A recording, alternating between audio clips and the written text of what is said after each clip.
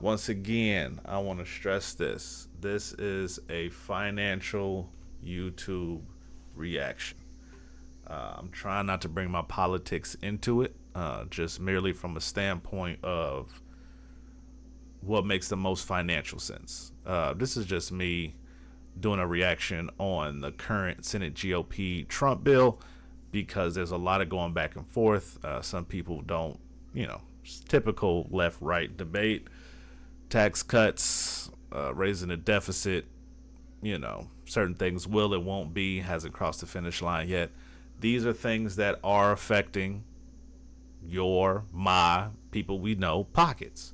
So definitely want to follow along and see how the journey's going and how it will inevitably affect us. So let's react to this. Let's check it out. Steve Forbes, Mr. Finance himself. So let's see if I agree with what he's talking about or if I think he's absolutely crazy. let's rock out. Can't let your politics get in the way of your money. At the end of the day, you got to do what makes the most financial sense, as long as it don't, mess up your integrity, your morals or your ethics. But politics is politics. It's been going on from the beginning of time. It's gonna be, left or right, one or two, up or down. It's always gonna be choices. In the South Park episode, the famous reference was it's gonna be between a turd sandwich and a douchebag. Those are usually your two options, but you got to pick one because that is your American duty. So, regardless of if you voted for the douchebag or the turd sandwich, decisions have to be made. Preferences are preferences, but don't let silly he say, he or she, I don't know what I'm trying to say, but don't let foolishness get in the way of you making as much money as possible. Like I said, as long as it don't mess up your ethics. Let's rock out, man. I'm just talking. In studio, Forbes Media Chairman and Editor-in-Chief Steve Forbes. Always great to have you with us. And of course, Steve, tomorrow marks this trade offer deadline, self-imposed by the White House. They want to speed this up. As we know from the talks with the EU, that particular block was being difficult. So I imagine that, trying to do deals that take 3 years in the course of 90 days is a tough thing to do. And then, of course, tonight, an executive order taking steel and aluminum tariffs right up to 50%. So he's using all the tools in his toolbox to bring this all together. Well, it shouldn't be forgotten that in his first term, the tariffs he got were through existing law. So they're, in that sense, bulletproof. The ones that he did on April 2nd are the ones that I think are vulnerable to court challenge and will ultimately be removed. But the ability to impose tariffs is still there. And the key thing is what can be done in a short period of time. You look at all the trade issues and how long you mentioned, how long they take to do. How in the world are they going to get them all done that quickly? I think you're going to see pieces here, pieces there. And the key thing is, do markets believe that we're going to have firm rules of the game? And that's why this rescission package, which has nothing to do with tariffs, coming up in Congress is so important. Can Congress actually start to get spending under control? Huge. So that's the big question. That's what everybody's referencing. That's what the big holdup is with the current vote in the Senate, is that when the House passed it, they didn't reconcile the so-called they didn't reconcile the so-called bill. They didn't find the necessary cuts that they needed to in the spending to balance it out. So that's where the deficit comes from. That's where the 2.2 trillion comes from. That's where the number comes from. That's why they're thinking that it's going to increase the deficit. Like I said, there's no hard proof, but the numbers are the numbers. These projections have always been made, and the left and right have always flipped out about it. That's what the big fight against Joe Biden was all the spending. I mean, even though technically the White House, most spending was increased during COVID, which was a Republican government, but that's neither here nor there. Let's keep rocking. On that point, Steve, markets like certainty, right? And if you add rescission, which is now in its 45-day window, if you add what looks tumultuous but pretty good in the reconciliation bill, and then you add to the fact that even where there are court battles to be fought with the CIT and now we have a delay till June 9th. If Trump gets a few more deals done and that happens, then market response and that thing I know you worry about, long-term bond rates, the thing that nobody controls in Washington. What do you think that does for that potential? The economy is surprisingly strong. People have been freaking out about everything that's been going on, but the economy is still going forward. We are still moving forward. The biggest freak out right now is the bond market. That's kind of where the stress is right now. Like I say, bond market is, important when it comes to us raising funds and selling our bonds. So right now it's a lot going on in the bond market. Like I say, right now they're just numbers. I believe it's 5%. The 30-year just crossed the 5-year, I believe, which means I believe I said that right, which means that the world is losing confidence that we'll be able to pay our debt off in the future. So what does that mean for today and for me and your pockets? Not really sure. So that's kind of where we are right now. The bond markets are kind of freaking out because of a multitude of things you can name, namely, what everybody wants to blame it on is President Trump. But like I said, this is not a political channel. But right now the bond market is freaking out.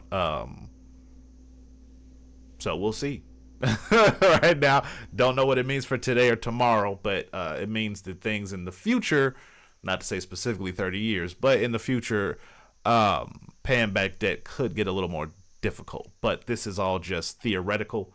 Bond markets are bond markets. You can never really tell what's going to happen.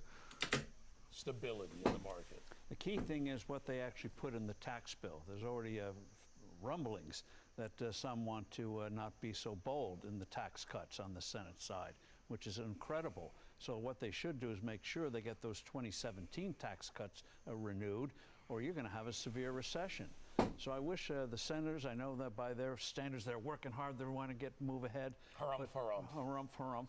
But how about working a 12-hour day instead of a 2-hour day and to get some of this stuff done and reduce income tax rate? Yeah, we'll see what happens. They're definitely, I don't know if they'll be able to make Trump's deadline of July 4th because Congress loves to go on vacation.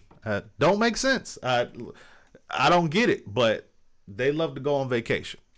I don't understand why the government takes so many vacations, but I don't know if they make Trump's July 4th deadline unless he's okay with a more stripped down bill. So we'll see what happens, man.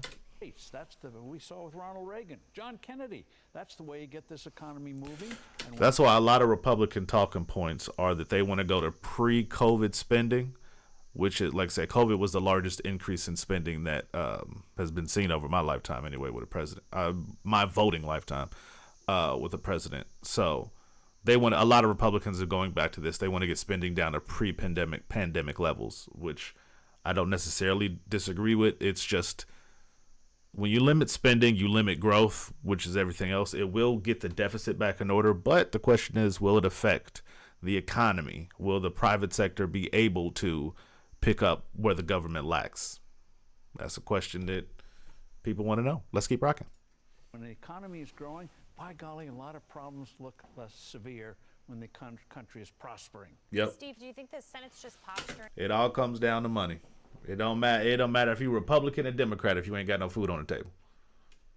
It don't matter if you're Republican or Democrat if you don't got no job, way to feed yourself or your family. You feel like you're worthless. It don't matter if you're Republican or Democrat if the jobs are leaving. If the moral ethics decay in society. It don't matter if you're left or right. Don't matter if the government, we not gonna go down that road. We're not gonna get too bleak. But at the end of the day, you got to do what's best for you and your family. Let's keep rocking. Right now, certain senators trying to, plead their case or at least be on the record that they were having conversations about deeper cuts, or Hawley saying we're not doing anything to Medicaid. Everybody's sort of got their agenda. And so I'm wondering, is it posturing or do they actually do something substantial here? I think they're going to do a little bit, but in terms of not touching Medicaid, Why in the world should the government be reimbursing a 30-year-old male 90% versus a working mother with a kid 50%? Preposterous. People on the Medicaid illegally. People, the states gaming the system, getting hundreds of billions of dollars over the year by gaming the system. You mean they can't touch that? And how about giving states, going back a little bit, how did we get welfare reform in the mid-1990s? Wisconsin showed how to do it. And what they have to do here with Medicaid is give the states the flexibility to put in systems like medical savings accounts that can get things under control, give patients control. From what I understand, health savings accounts mean that the actual insurance coverage is not fully covered. So I don't know what he means on that point. Usually health savings accounts are only if most of the, for people that aren't in America. Health savings accounts are usually for if your coverage is anticipated to come up less than, I believe, like there's a certain amount of coverage that you need in America. Health savings accounts can only be used if you have a bottom tier account, I believe. So I'm not sure if that's what he's promoting. But you'll find out what works and doesn't work. Medicaid and Medicare are what people pay into, so we'll see. A lot that is usually a hot ticket item, especially among older people. So we'll see. Instead of the straitjacket today, it's just on Medicaid. There's no health care system in the world more expensive than Medicaid with less results. There's no health system more expensive than America. To show for it. So let's break it up and let the states see what can be done. But what can they do about those states that are... We by far spend the most on health. Like, that's not even a question. So that's a moot point on his. It is extremely expensive to be sick in America. Stuck with the Medicaid expansion issue, of their own fault, by the way. Well, so we can't blame the red. If you pay for a bottle of aspirin, that is an entire third world country paycheck. $13. See how far that go. Advil's expensive. The blue problems. Well, that was very smart of the left doing that, bribing these states to say expand, get all these people on as a way station to a single payer system. So what you do is you give the states the flexibility, and states that start to show you can have success. Just take Singapore, the country of Singapore. How do they have one of the best medical systems in the world at 25–30% of the cost of the U.S.? Because the patients control the money, not the government. So let states start to do that in terms of having medical savings accounts where the patients control the money. And then other states will follow suit, not because they like it, but because they have to. Rand Paul's another standout, and he was just on doubling down again and saying that he doesn't support the bill. His biggest issue is the debt ceiling aspect. The easiest way to make sure that all the numbers balance out is something that neither side wants to do. It's just a very easy answer.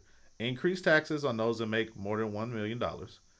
Cut spending, both of them at the same time, and increase corporate taxes on tech companies specifically. The places where the more money they make, the more that they spend on acquiring other companies, not actually creating jobs. Brick and mortar places deserve tax cuts and breaks.